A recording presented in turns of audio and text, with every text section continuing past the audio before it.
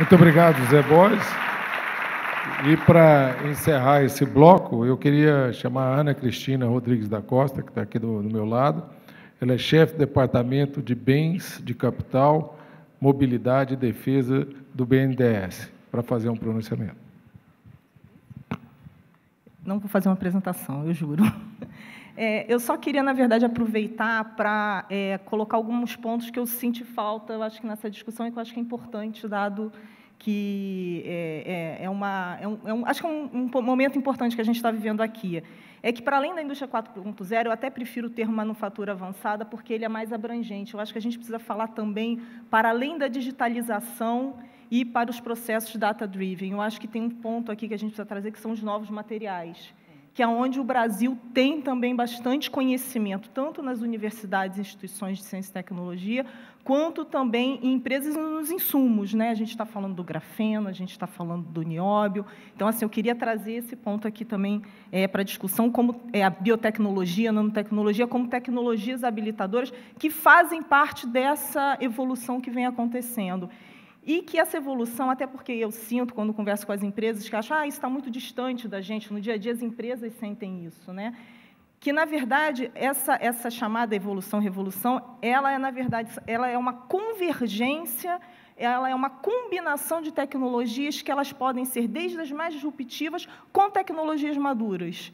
Então, assim, por exemplo, uma manufatura híbrida é a manufatura que a gente está acostumado, mais a manufatura aditiva, né? Então, isso são coisas que a gente precisa estar no nosso dia a dia como empresários, para não imaginar que isso está tão distante do nosso dia a dia. É a ideia de você poder pensar diferente e usar essa convergência e combinação de tecnologias, isso está no âmbito da discussão de manufatura avançada.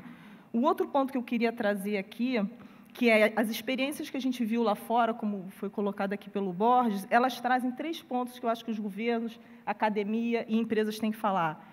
É exatamente o entendimento que inovação e indústria é único, a gente não consegue mais separar uma coisa da outra, a gente precisa da indústria, da fábrica, do dia a dia da fábrica para inovar e vice-versa. Então, as políticas internacionais, a High-Tech Strategy alemã, a Advanced Manufacturing americana, por exemplo, você tem um forte investimento de governo e de empresas em inovação para a indústria, na inovação empresarial. Então, isso é importante. O outro é o fortalecimento das redes de instituições de ciência e tecnologia e universidades, e aqui, como já foi falado, o Brasil tem. Então, esse fortalecimento também é importante para a gente pensar no nosso futuro. A gente tem as redes da Embrapi, a gente tem os institutos Senai de inovação e tecnologia e tantos outros, e tem esse conhecimento, então a gente precisa, as empresas precisam usar, e para essa aproximação ainda ser mais forte, lá também tem todo um apoio à formação de consórcios. As empresas brasileiras também não têm isso na sua cultura, que é ir naquela fase mais pré-competitiva do estágio de inovação, juntas, para dividir custos, ir nas ICTs, ir às universidades, para a gente conseguir buscar mais inovação, até disruptiva mesmo, aquele pensar como startup, como está colocado aqui, independente do porte. Isso eu estou falando até normalmente para as médias e grandes empresas. E, por fim, falando em planejamento, como o presidente do banco colocou, eu acho que é importante a gente pensar... a gente falou muito aqui da empresa, na parte da oferta, mas como pensar também as demandas, ou seja, qual é o driver, quais são as demandas efetivas que a gente precisa ter para que o empresariado consiga olhar e seguir também os seus próprios investimentos de visão de futuro. E aí, quais seriam os desafios que o Brasil tem? E aí a gente tem, assim, desafios grandes na área da saúde, que pode trazer toda a manufatura, desenvolvimento de manufatura avançada, né, todo o apoio que o próprio Ministério tem nos seus orçamentos. A gente tem a agricultura, mais uma vez, que continua forte, devemos permanecer dessa forma.